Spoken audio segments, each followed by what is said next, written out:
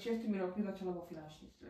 Bol taký boom, všetci chceli robiť finančníctvo, lebo na tom sú veľké peniaze. A začali prví klienti a takto a oni do teba, že vieš, ale mohla by si niečo viac pre to robiť. Nevieš sa zakusnúť? Alebo došiel mi klient a on mi hovorí, no že kávičku mimo práce by sme si nevedeli dať. Boli ti školenia, tam sa pilo, sa vo veľkom pilo, tam sa ťahalo. Aj nová mladá, tu máme nové mäsko. Musíš byť pekne oblečená a moc si zahalená, rozopni si tento gombík, moc dlhé šaty máš, daj si kratšie šaty. Som také peklo zažila.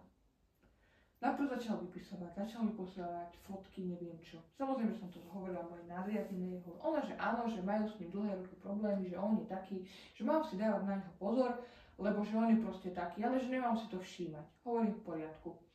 Boli sme na školení a zrazu on bol po školení a zrazu, že však poďme, že všetci, že na víno jedno s druhým. A potom on, že však poďte na víno, že mimo hotela. Hovorím, že ja sam nejdem, hovorím kamoške. Hovorím, čo tam bola akože so mnou kolegyňa, poď so mnou, my keď ideme teraz so školiteľmi na víno, že poď so mnou, že nejdeme, že len sama a tak, že nech to nevyberá blbo. Ona, že jasné, že však poďme. Tak sme išli na to víno, boli velice silou mocou nás chcel opiť. On nám začal ukazovať fotky žien z tej spoločnosti, ako on spal, videá, jak s ňou spal, jak ju všelijako ondiel, všelijaké polohy, jak je striekal na tvár a neviem čo. Naraz niekto mi klope, tak ja som otvorila a on mi tam vletel. A hovorí mi, že poď tuto ku mne, hačaj si. A on aj na silu ma takto dal, že daj mi pusu. Som písala, že tej kamoške, prosím ťa rýchlo dojdi hore, hovorím, ja sa bojím, on ma začne obšať. A on že, no, chceš postúpiť na vyššiu pozíciu, poď tuto. A ja som išla, že dverám, že utečem, on sa postavil takto na dvere, chytil mi dvere, začala ma na silu chytať, ja som začala kričať, plať. On mi na druhý deň napísal, že nedala si, ty dala iná. A ja som ostala, že ty kokos, že toto čo je. On mi začal vypisovať, lenže ja som hneď všetko blokla, ja som došla naspäť do roboty, ja som to povedala nadriadenej, že proste čo sa tam stalo jedno z druhým. Sa to nejako rieši, ja som povedala, že buď to budete riešiť vy, alebo ja podám trestné oznámenie. Oni povedali, že nepodávam trestné oznámenie, lebo že to špiní meno firmy, že oni to vyriešia v tichosti. Lenže za tú dobu mi začali písať všelijaké ženy, že on im toto robil tiež, dokonca tam boli u neho pokusy o samovraždu, tie ženy sa pokusili o samovraždu, lebo on ich vydieral, on ich takto robil im zle. A vyslovene mi povedali, že oni to riešiť nebudú, lebo ja nie som priamy zamestnanec, ja som živnostníčka. Tým, že som samostatne zárobková osoba, tak pre nich nie som zamestnanec, takže to není ich starosť. Som odtiaľ odišla, pre mňa finančníctvo bolo niečo, čo ma bavilo a ja som v tom fungovala. A proste som mala klientelu, so mňa mali ľudia veľmi dobré skúsenosti. A pre mňa to bolo niečo, čo ma naplňalo, a hlavne aj ten príjem, lebo som vedela zabezpečiť si fakt, že žila som si kráľovstvo. Došiel jeden pekný deň a došiel za mňou pán nadriadený. On na mňa vyhrkol, že to preto mi nezobrali to poistenie, lebo že nech sa pozriem na to, ako vyzerám, lebo že ani on by nezobral poistenie od takej ženy, čo vyzerá s prepáčením kurva, že som porobená a že určite jeho žena na mňa žiarlila a že za to, ako vyzerám a že celkovo, že jak som, že preto mi neberú ľudia poistky. Do takých depresí sa dostala extrém na. Keď ti to nejde po tejto stránke, tak ti to pôjde cez posteľ. Keď ti je to školenia, to je všetko o alkohole, o zábave, o tomto, tamto vôbec není, že školenie, že neviem, čo si človek pod tým predstavuje. Tam sa začína hneď ráno s domácou, tam sa začína s alkoholom. Ja som mala kolegyňu vo finančníctve, ktorú vyslovene ju dourážali za to, že je pevná, povedali jej nadriadený, že je jak prasa, že nečuduje sa, že s ňou muž nechce spávať. A normálne takto ju dourážal, že je tučná, že je masná, že nech sa nečuduje, že ju muž nechce, že určite ju muž podvádza a ona s plačom odišla. Ja som bola veľmi silných depresiách, ja som z jedného dňa na druhý prestala pracovať, ja som ostala úplne bez príjmu. Iná, čo som ňou robila, ona akože je Rómka a ju napríklad vyhodili tomu, že je Rómka.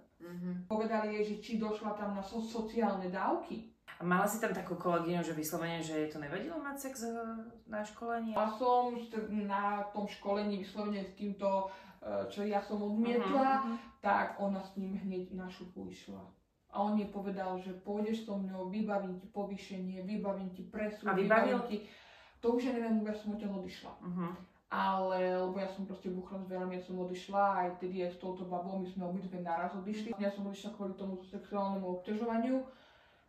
Klientov povolávali, povedali im, že ma vyhodili, že aby presunuli zmluvy pre iných, aby nám došlo storno. Ako to malo, akú odozvu, ako to ďalej pokračovalo, že robili ste niečo aj proti tomu? No, nejak ste sa bránili? Samozrejme, my sme sa bránili, ja som vyslovene stále to riešila, stále som to bombardovala, chcela som to riešiť vlastne aj s právnikom, aj so všetkými, lenže mne všetci povedali, že darmo sa do toho pustí, že je to veľký korporát, majú veľmi veľa právnikov, veľmi veľa peňazí a jedine ty z toho zvykneš, že si ohrnutá za to, že ťa vyhodili. Ja sa potom pýtam, že kde je tá spravodlivosť? Kde sa má normálne človek dožadovať spravodlivosti, keď proste chceš tú spravodlivosť a hneď ťa zamietnú, lebo nemáš, ja neviem, dostatočne veľa dôkazov, toto nestačí, tamto nestačí. Ja som dôkazy mala, ja som mala správy, ja som mala fotky, ja som mala SMS-ky, ja som mala, jak sa mi fotil, ja som mala, jak sa mi vyhrážal, ja som mala všetko. A on ešte párkrát si ma našiel na TikToku, normálne vyslovene mi tam dalo, že pozeral si môj profil, ale ja som ho zablokovala, potom ho vlastne, ja som sa dopočula, že o mne rozprával v Unike, že o mne šíril nepravdy, tedy som sa teda akože zoprela, napísala som tej bývalej nadriadenej, že nech láskavo už prestanú mňa brať do úst, lebo mne to samozrejme, ja som bola s kolegovcami odtiaľ v kontakte, všetci akože veľmi smutní, dokonca traja kolegovci, čo boli pri tom incidente, povedali, že pôjdu so mňou svedčiť, že kľudne mi to všetko dosvedčia, že mi to povedia, že áno, bolo to tak, videli, jak sa to stalo, ale proste oni povedali, že keď áno, že dobre, že vyhodia aj ich a budú musieť vrátiť všetky peniaze, čo dostali od tej spoločnosti. Ja to hovorím tak, že ale ja teraz, vieš, a teraz, jaká bude doba teraz, tie dievčatá si zoberú do hlavy, že musím sa s ním vyspať.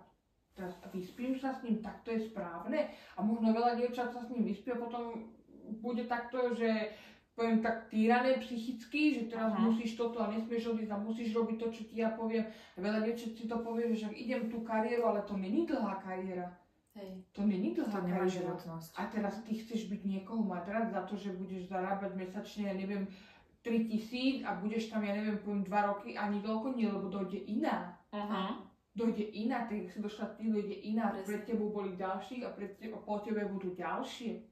A neozvali sa ti takto dievčatá nejaké? Však ako od neho sa mi ozvali, akože ozvali sa baby, ale že oni sa ozvali tým štýlom, že oni to nechcú riešiť. Že oni sú radi, že už je ticho, že už im akože dá pokoj a tak, že oni to nechcú riešiť, lebo že majú mužov doma a rodiny, že oni to nechcú, ale že ma chápu, že oni si tým prešli a že oni by tiež akože by do toho išli, keby nemali rodiny, ale že majú rodiny, takže oni do toho nejdu. Ja sa to tu prevalilo, že som to ja neostala ticho, že ho stiahli, že už nerobí školiteľa, že už nechodí na tie trojdňovky.